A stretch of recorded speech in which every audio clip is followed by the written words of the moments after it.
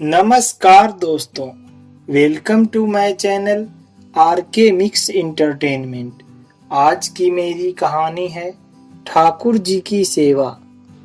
एक सास और बहू थी। सासू माँ प्रतिदिन ठाकुर जी की पूरे नियम और श्रद्धा के साथ सेवा और पूजा करती थी। एक बार सासू माँ को किसी कारणवश शहर से बाहर जाने की आवश्यकता आन पड़ी। सासू माँ बेचारी असमंजस में पड़ गई कि क्या किया जाए। फिर उसने विचार किया कि ठाकुर जी को साथ ले जाने से रास्ते में उनकी सेवा पूजा नियम से नहीं हो सकेगी, और उसने ठाकुर जी की सेवा का कार्य कुछ दिनों तक बहू को देने का विचार किया।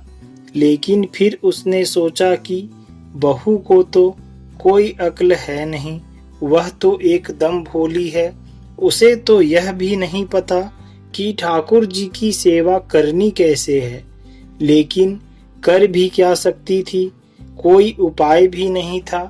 सासू माँ ने बहू को बुलाया और उसे अच्छे से समझाया कि ठाकुर जी की सेवा कैसे करनी है और कैसे ठाकुर जी को लाड लडाना है।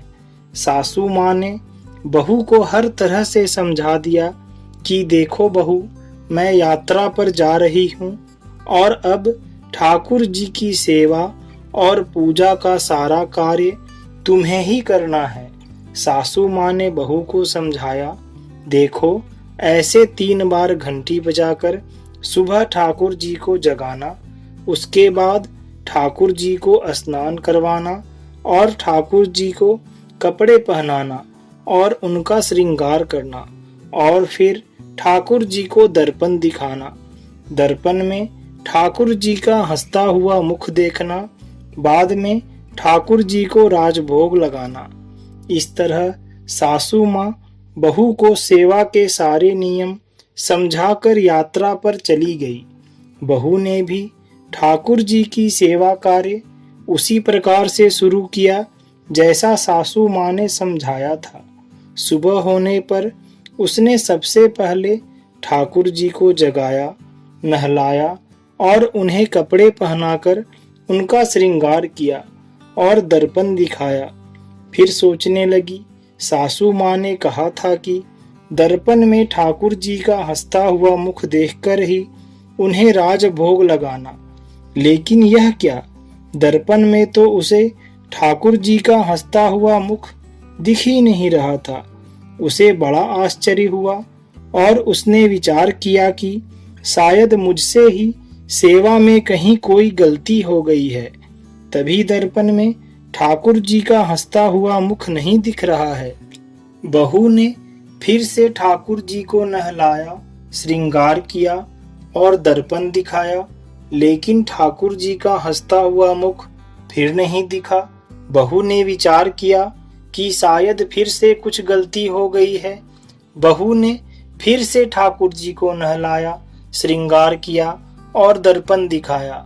जब इस बार भी ठाकुर जी का हंसता हुआ मुख नहीं दिखा, तो बहू ने फिर से ठाकुर जी को नहलाया, और ऐसा ही करते करते बहू ने ठाकुर जी को 12 बार स्नान करा दिया और हर बार उन्हें दर्पण दिखाया, मगर ठाकुर जी का हंसता हुआ मुख उसे एक बार भी नहीं दिखा। अब इस बार जब बहू ने 13वीं बार फिर से ठाकुर जी को नहलाने की तैयारी की, तब ठाकुर जी ने विचार किया कि जो तो आज इसको मेरा हंसता हुआ मुख नहीं दिखा, तो ये आज पूरे दिन मुझे नहलाती ही रहेंगी। अब की बार जब बहू ने ठाकुर जी को नहलाया, कपड़े पहनाए, श्रृंगार किया और जैसे ही उन्हें दर्पण दिखाया, तो ठाकुर जी अपनी मनमोहिनी मंद मंद मुस्कान से हंसने लगे। उन्हें हंसता देखकर बहू को भी संतोष हो गया कि अब जाकर ठाकुर जी ने मेरी सेवा स्वीकार की है।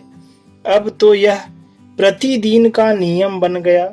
ठाकुर जी रोज यूं ही दर्पण देखने के बाद मुस्कुराते और सेवा करते करते अब तो ऐसा हो गया कि बहू जब भी ठाकुर जी के कमरे में जाती, बहू को देखकर ठाकुर जी मुस्कुराने लगते।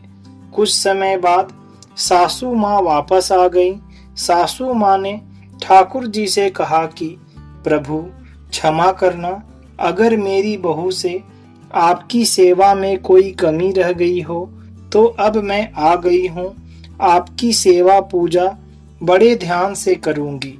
उसी रात सासू माँ के स्वप्न में ठाकुर जी आए और उन्होंने उनसे कहा कि मैया, आपके सेवा भाव में कहीं से कोई कमी नहीं है। आपने तो आज तक बहुत ही अच्छे से मेरी सेवा की है, लेकिन मैया, दर्पण दिखाने की सेवा तो अब से आपकी बहू से ही करवानी है, क्योंकि इसी बहाने मैं थोड़ा हंस तो लेता हूँ। बोलो श्री राधे राधे, जय श्री कृष्ण। दोस्तों, कहानी अच्छी लगे तो हमारे वीडियो को लाइक और हमारे चैनल को सब्सक्राइब जरूर करें।